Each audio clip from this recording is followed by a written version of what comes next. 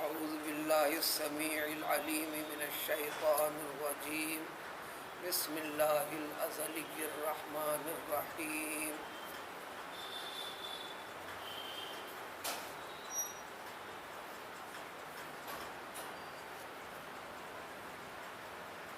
وأنذر الناس يوم يأتيهم العذاب فيقول الذين ظلموا ربنا أخرنا إلى أجل قريب نجب دعوتك ونتبع الرسل أولم تكونوا أقسمتم من قبل ما لكم من زوال وسكنتم في مساكن الذين ظلموا أنفسهم وتبين لكم كيف فعلنا بهم وضربنا لكم الأمثال.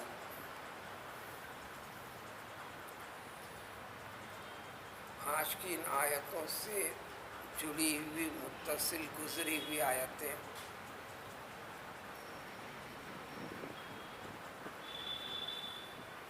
جو تعداد میں 2 آیتیں گزری واقع ابراہیم علیہ السلام اور ان کی تفصیلات کے بعد، جس میں ذکر تھا ابراہیم علیہ السلام کی دعا کے بعد ذکر ہوا، اے رب آپ میرے ماں باپ کی اور تمام ایمان والوں کی مغفرت فرما، ہمیں معاف کر دے، درگزر کر دے قیامت کے دن.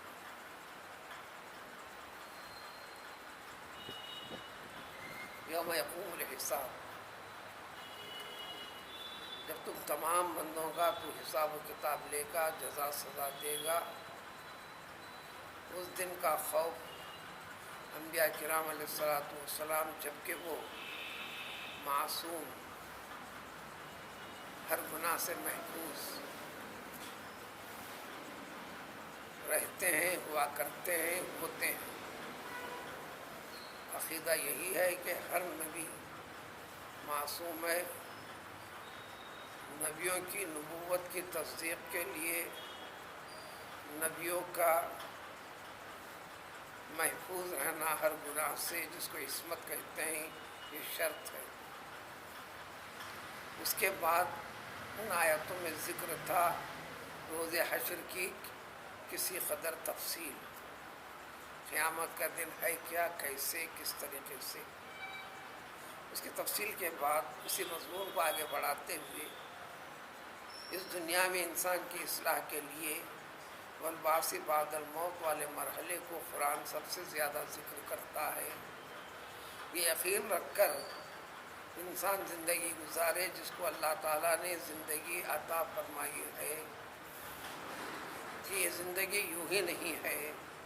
زندگی کی ہر ادا، ہر حرکت، گزارے جانے والی زندگی کے ہر لمحے کا حساب و کتاب ہوگا. اس زندگی کو گزارنے کے طور طریقے، ڈھنگ، عقیدہ، عمل، فکر، سارے طریقے بتا دیے گئے.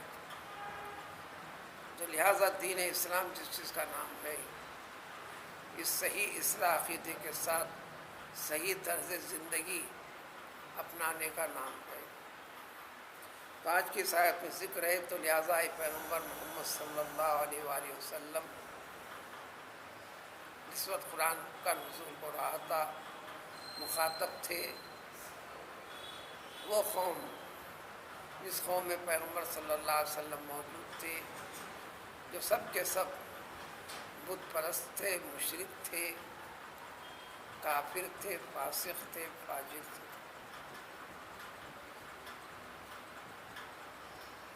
اس عقیدے کی کم و بیش کمی تھی یا انکار تھا، اقرار نہیں تھا. ان سے عقیدہ مرنے کے بعد اٹھائے جانا، حساب و کتاب کا ہونا. اگر یہ ہوتا تو یہ بے خوف بے نڈر والی بات کیسے ہوتی؟ جس کو چاہے قتل کر دیا، جس کی چاہے عصمت لوٹ لیا، جس پر چاہے ظلم و زیادتی کر لیا.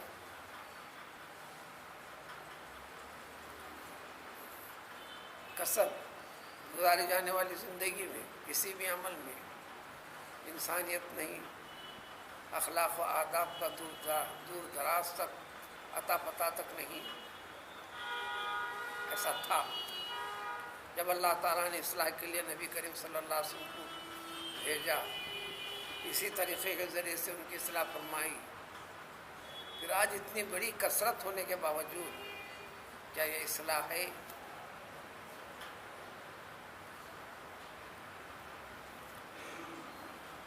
پوری دنیا کے اعتبار سے بے حد و حساب تعداد ہے کہلانے والے مسلمانوں کی بھی، جو اس عقیدہ اسلام سے جڑے ہوئے ہیں. وہ بھی اس کے اندر کمزوری کیوں ہے؟ کمزوری سادے سیدھے الفاظ میں یہی بتاتی ہے عقیدہ نہیں ہے. اگر عقیدہ ہوتا تو کسی کے خلاف جھوٹ کو استعمال کیسے کرتا، وعدہ خلافی کیسے کرتا، امانت میں خیانت کیسے کرتا، وعدہ کر کے بے وفائی کیسا کرتا، کسی کے حق کو طلب کیسے کرتا، جھوٹی گواہی کیسے دیتا، کبھی اطاعت و عبادت کر لی اور کبھی نافرمانی کر لی کیسے کرتا. دینے والا زندگی نے اس کو پابند کر دیا زندگی اس طریقے سے ہو، اور یہ بتلا دیا کہ ایمان نام ہے انسان اپنی ارادے کو ختم کر کر اللہ کے حکم اور منشے کے مطابق زندگی جینے کا نام ہے، زندگی آگے بڑھانے کا نام ہے. اسی کیفیت میں مستقل استقامت کے ساتھ باقی رہے، آخر سانس تک اسی پر رہے. وَلَا تَمُوتُنَّ إِلَّا وَأَنْتُمْ مُسْلِمُونَ. تمہاری موت اگر ہو تو صرف اور صرف اسلام کے طریقے کے اوپر ہو، اسلام کی طرز زندگی کے اوپر ہو، اسلام کی بتائی فکر اور عقیدے کے اوپر ہو. اس فکر اور عقیدے کے خلاف جینا بھی نہیں، مرنا بھی نہیں.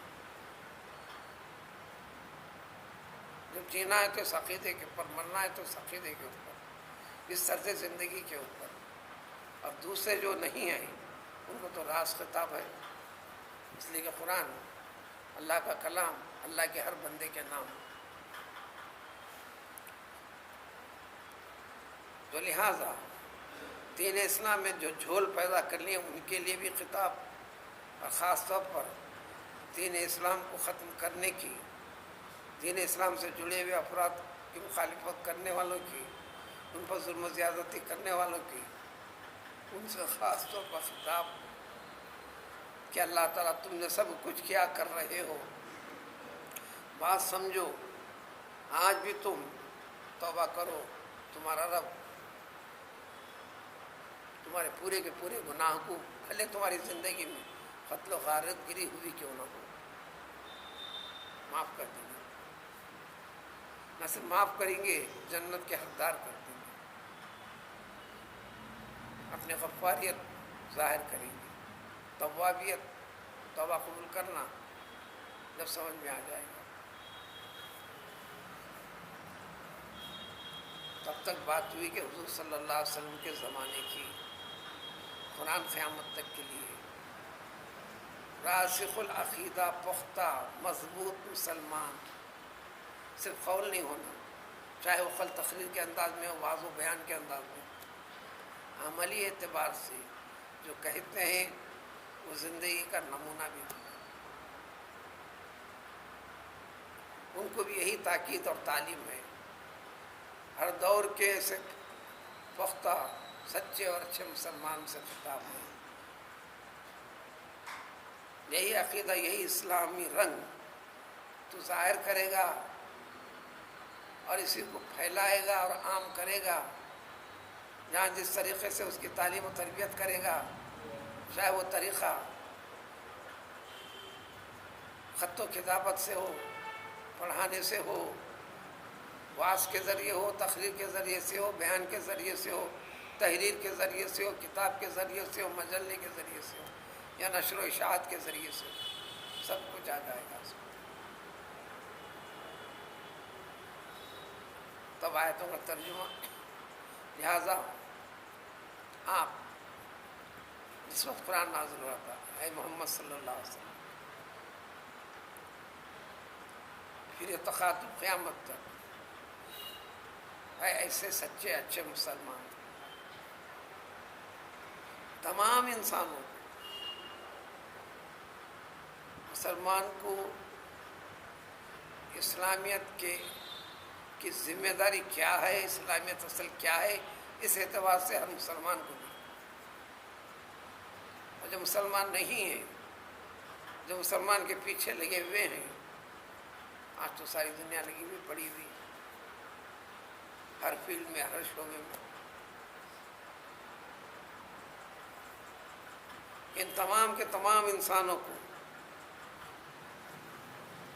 یہ حقائق خدا بندی کا ذکر کر کا خوف پیدا کیجیے ان کے دل میں، یہ خوف بے نڈر ہو کر جیسے چاہے گزار رہے زندگی۔ یوم اس دن سے، یوم کے مطلب کو سمجھنا ہے، اس سے پہلے بھی سمجھا دیا گیا ہے جہاں جہاں آیا ہے۔ دن کو بھی یوم کہتے ہیں۔ دن کیا ہوتا ہے؟ 24 گھنٹے کے وقت، ٹائم کا نام دن ہے، تو اس کے اصل معنی ہے وقت، زمانہ۔ پچھلی آیتوں میں اسی سورہ کے اندر فذکروا ایام اللہ کے تحت اس کی وضاحت اور تفصیل پیش کی جا چکی ہے۔ اس وقت یا اس دن جس دن ان انسانوں کے پاس عذاب آ کر رہے گا۔ ایک تو زندگی میں آنا ایک الگ چیز ہے۔ ہر انسان کو جب موت آئے گی، اس سے دو مطلب ہے، ترجمے میں صرف اتنا ہی لکھیں گے آپ، چاہے انگریزی میں کرو، تیلگو میں کر دو، اردو میں کرو، ہندی میں کرو، کسی بھی زبان میں کرو۔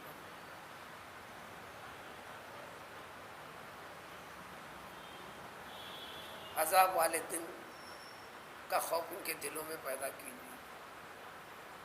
جس دن عذاب آئے گا ان کو ڈرائیے، بات پوری نہیں ہوتی۔ عذاب والا دن سب سے پہلے مرحلے میں ہر انسان کو جس وقت موت آتی ہے، روح کے نکلنے کے وقت کا زمانہ جب قریب آ جاتا ہے، وہیں سے عذاب کی منزل شروع ہے۔ موت کی تکلیف، اب یہاں دو باتیں، مومن بھی اس مرحلے سے گزرے گا، مسلمان بھی اس مرحلے سے گزرے گا، غیر مسلم بھی اس مرحلے سے گزرے گا، یعنی موت ہر ایک بات ہے، اس لیے کہ ہر ایک مرے گا، اس لیے کہ ہر ایک پیدا ہوا ہے۔ پیدائش کی گھڑی سب سے پہلی دلیل اس کے لیے اعلان ہے کہ تجھے مرنا ہے۔ انسان کی زندگی میں سب سے بڑا سچ اگر ہے تو کہ اس کو مرنا ہے۔ دنیا کی ہر چیز سب سے بڑی حقیقت ہے کہ اس کو ختم ہونا ہے، چاہے کتنی بھی مضبوط عمارت بناؤ، اس کی سب سے بڑی سچائی کہ ایک دن اس کو ٹوٹنا ہے، گرنا ہے، فنا ہونا ہے۔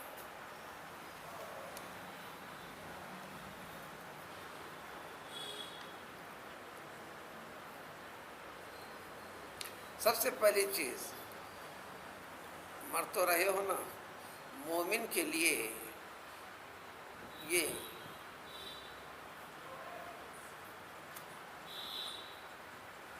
ایک فارمیلٹی کے طور پر تکلیف والی مرحلے سے گزرنا ہے، وہ عذاب والی کیفیت نہیں ہے۔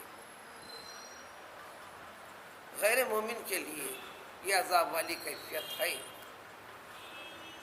روح کے پروازی کے وقت پر دنیا کی ہر چیز سے وہ بے خبر ہے۔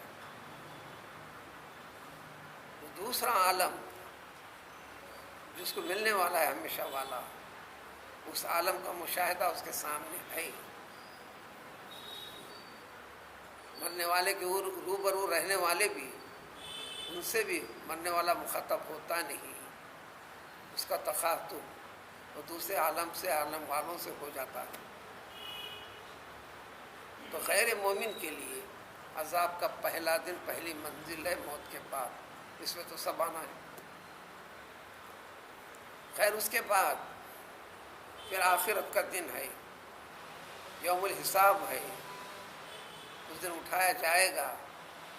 جتنی چیزیں بیان کی گئی تھیں اس پر یقین نہیں رکھا تھا، اب مشاہدے کے اندر ہیں، اب بیان کرنے کی بھی ضرورت نہیں، جتنی چیزیں اس دنیا کے عالم میں انبیاء کرام علیہ الصلوۃ والسلام کے ذریعے سے، اللہ کی مقدس کتابوں کے ذریعے سے، نیک اور صالح بندوں کی تعلیمات کے ذریعے سے، ان کی عملی زندگی کے ذریعے سے ساری کی ساری چیزیں جو وضاحت ہو چکی تھی، جس کو یہ بیوقوفی سمجھ رہا تھا، یقین نہیں کر رہا تھا، اس کے پر اعتماد نہیں رکھ رہا تھا، یہ زندگی یوں ہی چل رہی ہے، کثرت کو میں یہی دیکھتا ہوں، سب کو ایسا ہی زندگی گزار رہے ہیں، اس زندگی کے نعمتوں سے لطف اندوز ہو رہے ہیں، کیا یہ لطف اندوزی ان کو باقی رکھ رہی ہے؟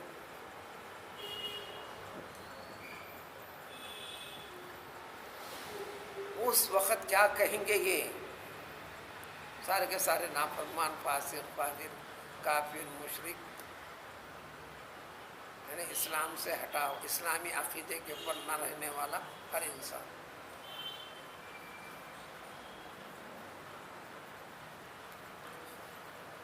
بالواسطہ وضاحت کے ساتھ میں، بالواسطہ اس عقیدے کی بھی تردید کرنا ہے۔ انسانوں میں ایک بڑی تعداد، غیر مسلموں میں سے ایک بڑی تعداد تناسخ کے مسئلے کے قائل ہیں، ان کا عقیدہ ہے، اس عقیدے کے پر چلتے ہیں، عام گفتگو کے اندر محاورے میں لاتے بھی ہیں کہ روح اس بدن سے نکل رہی ہے، یہ تو مرتبہ دیکھ رہے ہیں، نکلنے کے بعد یہ روح کسی اور بدن میں منتقل ہوتی ہے،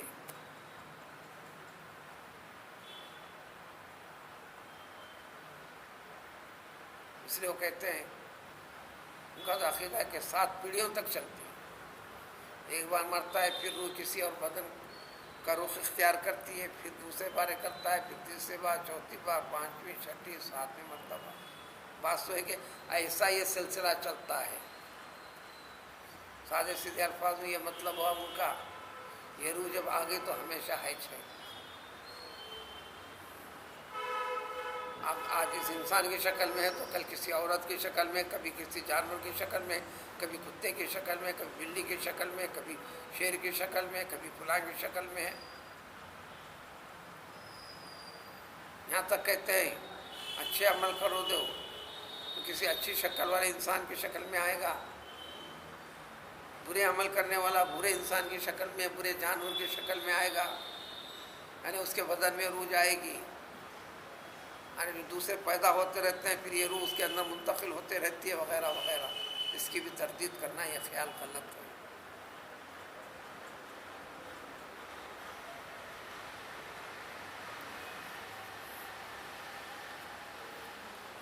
بلکہ فرمایا کہ جس کو بھی ہم ختم کرتے ہیں پھر یہ دنیا میں پلٹ کر نہیں آتے، ان کے پلٹنے کا سوال ہی نہیں۔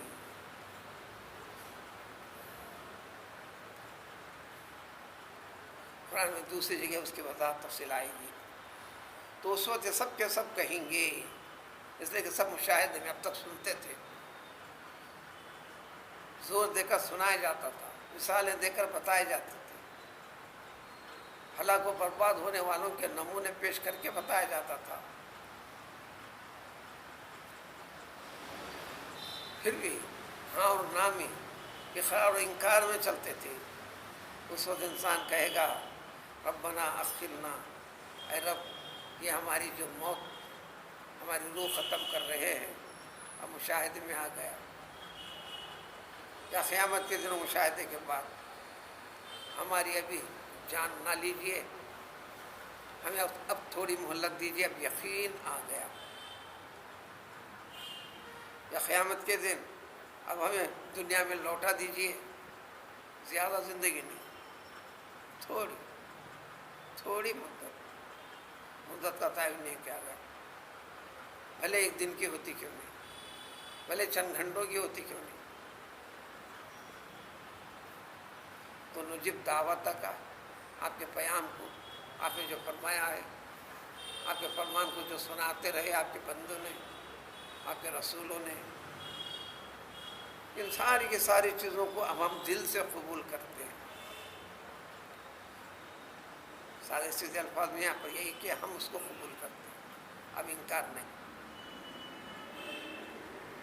یعنی قبول پختہ دل کے ساتھ، یقین کے ساتھ، اور تمام کے تمام رسولوں کی اتباع کرتے ہیں۔ اب رسول کا انکار نہیں، رسول کی تعلیمات کا انکار نہیں، رسول کے ارشادات کا انکار نہیں، رسول کی طرز زندگی کا انکار نہیں،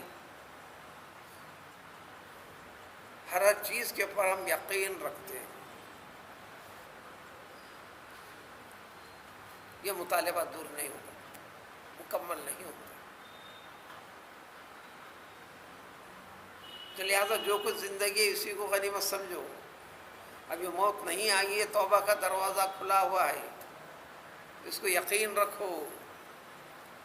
ارشاد ہوگا اولم تکونوا اقسمتم، کیا تم نے قسم نہیں کھائی تھی؟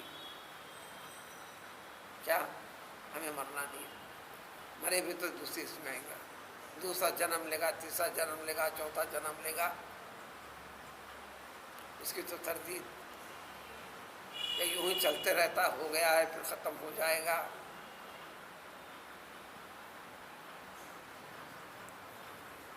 یہ سمجھے تھے یا اپنے عملی یعنی پریکٹیکل لائف سے یہی ثبوت دیتے چل رہے تھے ہم کو مرنا نہیں، ہم کو رہنا ہی رہنا ہے۔ نتیجے میں مضبوط سے مضبوط عمارت بناتے چلے، جائیداد کو وسعت دیتے رہے، جائز ناجائز طریقے سے انسانوں کے حقوق کو طلب کر کر مال و دولت کو جمع کرتے رہے، کیا ان میں سے کوئی چیز کام آئی؟ ان تمام سے تمہاری زندگی کا عملی نمونہ یہی بتا رہا تھا کہ تم پکا ارادہ کر لیے ہو، قسم کھا چکے ہو، یہ رہے تو ہم زندہ رہنے والے ہیں اور ہمیں اس ختم ہونا نہیں ہے۔ ما لکم من زوال، فنا ہی نہیں ہے، فنائیت نہیں ہے۔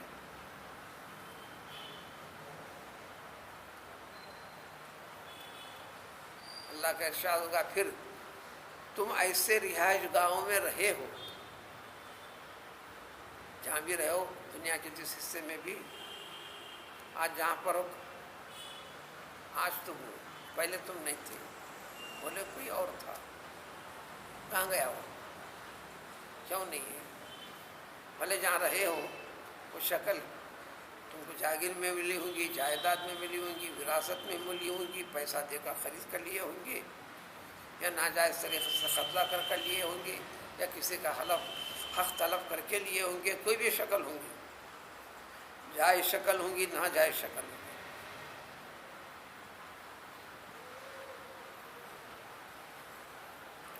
اور پھر تم سے پہلے گزرے ہوئے لوگوں کے حال چال، اس کی علامتیں، اس کے آثار تم نے دیکھا ہے، ان کے حالات کو تم نے سنا ہے۔ ہر دور کے انسان کو موقع ملا ہے، مل رہا ہے، ملتے رہے گا بھی، لیکن اس کو صرف پکنک اور تفریح کا ذریعہ سمجھ لیا، عبرت کا نہیں۔ تم رہے ہو، سبق حاصل نہیں کیے۔ اس کے علاوہ بھی ہم اس کے کئی ایک نمونے وہ تبین لکم، اس کیفیت سے، تمہارے مشاہدے سے، سماعت کے ذریعے سے، معلومات کے ذریعے سے تمہارے لیے ہر چیز واضح ہو گئی ہے، لیکن اس کے باوجود بھی تم نے نہیں کیا۔ لیکن جو کچھ ہوا ہے کس نے کیا؟ کرنے والے بھول گئے، پالنا بھی نہیں، سب کچھ ہم نے کیا، لیکن تم کو ابھی مہلت دے رہے، فوراً گرفت میں نہیں لا رہے۔ تفصیلات چاہتے ہو وَضَرَبْنَا لَكُمُ الْأَمْثَالَ، ایسے نمونے ہم نے اس کلام پاک میں بہت سارے نمونے پیش کر دیے۔ قوم نوح، قوم عاد، قوم ثمود وغیرہ وغیرہ وغیرہ وغیرہ، اس لیے پورے نمونوں کی تفصیل نہیں ہے، یہ سمجھنے کے لیے کافی تھا۔ لیکن اس کے باوجود تمہاری عملی زندگی کیا ہے؟ اللہ کے نام کو باقی رکھنے والے، دین اسلام پر جمے لوگوں کے ساتھ تمہاری مکر و چال، دھوکہ و فریب اور تدبیریں کمزور کرنے کی، ختم کرنے کی، برباد کرنے کی وغیرہ وغیرہ، ایسی چالیں چلتے رہے تم، عند اللہ مکروم، ان کی ساری تدبیریں چالیں اللہ تعالیٰ کے پاس محفوظ ہیں، تمہاری ہر چیز ریکارڈ کی ہوئی ہے، اس کا حساب و کتاب ہوگا، بدلہ مل کر ہی رہے گا۔ بلکہ بعض انسان تو وہ تدبیریں دنیا کے قومیں مل کر کرتی ہیں، ہر قسم کی طریقے اختیار کرتے، اگرچہ کہ ان کی مکاریت اس قدر عظیم بھی رہی، قریب تھا کہ پہاڑ کو بھی ہٹانا چاہے تو ہٹ جائے۔